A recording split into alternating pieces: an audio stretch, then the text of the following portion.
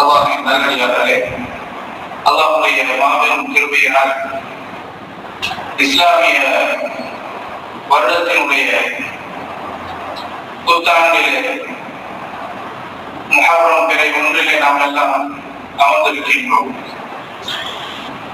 1447வது வருடத்திற்குள் நாம் முடிந்திருக்கின்றோம்.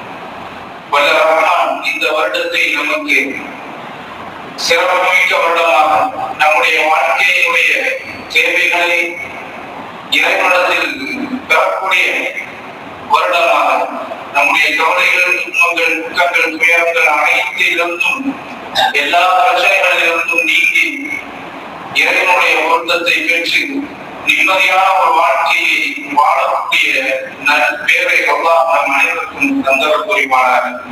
அப்படிப்பட்ட நல்ல வருடமாக இந்த வருடத்தை